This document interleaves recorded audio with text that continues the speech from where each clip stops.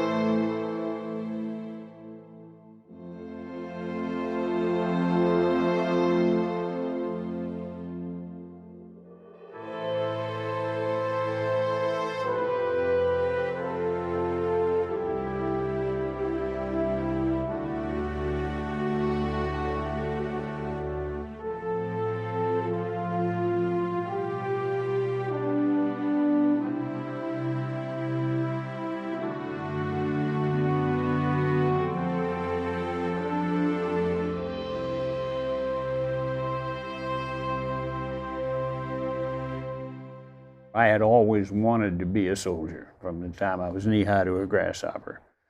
So at the ripe old age of 17, in I went. My dad was very reluctant. My mother said, have a nice time, you know, do it that way. But yeah, he was reluctant because he was in the Marine Corps during World War II. So. My dad was a senior NCO in the Air Force. He was in World War II in Korea. He raised us. We were raised strict with a sense of loyalty to our country and a sense of duty. When I got out of school, I went in the Army. That's all there is to that. I'd been in the Air Force for 20 years following my dad around. So I knew what that was about, and I thought, well, that's not too bad. So I talked to the Air Force recruiter, and he said, I got a 5-year waiting list. I said, well, my draft card says I'm not going to be here in 5 years. Talked to the Army recruiter, and he goes, what would you like to do? And I said, that, because he had a picture of a paratrooper above his desk. He goes, okay. So, and that was it. I was off and running. I graduated from high school. I had gone a year to Sac State College. Then I worked in a paper mill for the summer. And then towards the end of the summer, I decided to come back to Sacramento.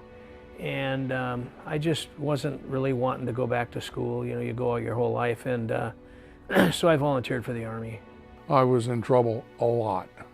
It's what got me into the Army.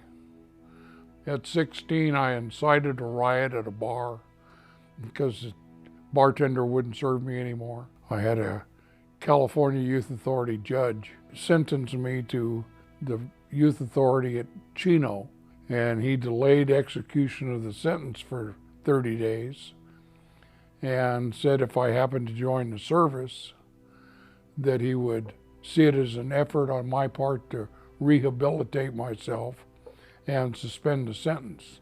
The next thing I knew, I was on my way to Fort Polk, Louisiana.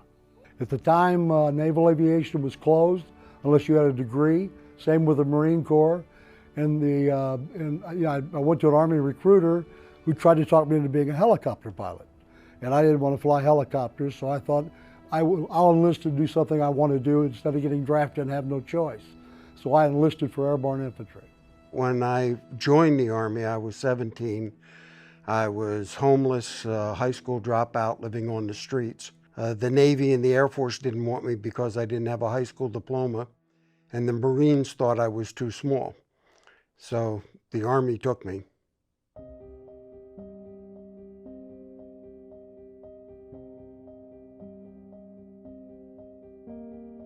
We touched down at Tan Son Nhut Air Base in Vietnam, and 4 of the guys I went through AIT and jump school with were on the flight with me. So they were the only guys I knew on that flight.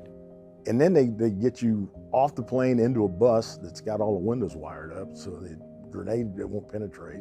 Bring you to the reception depot, and at repo depot you're just in a herd.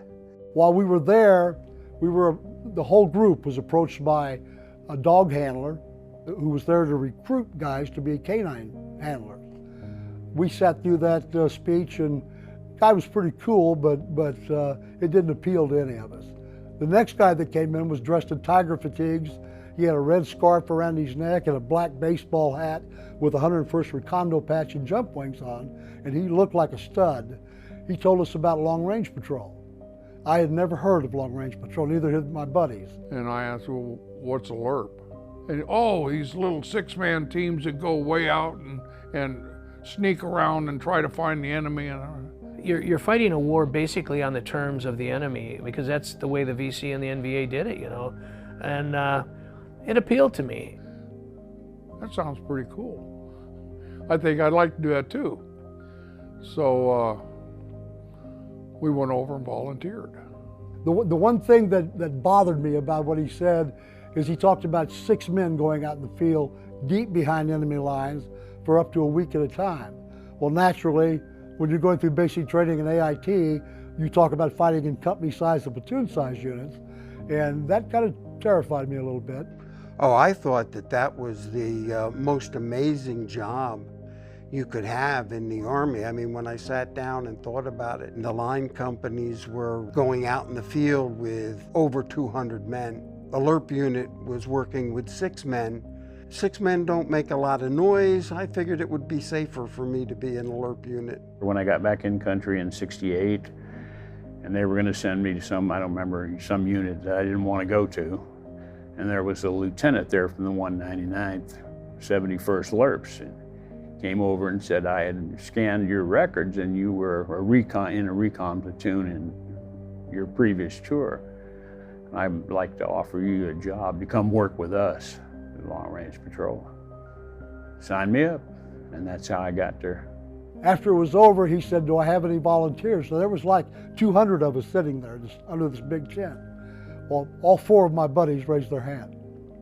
And since that's the only guys I knew in Vietnam, I raised my hand too.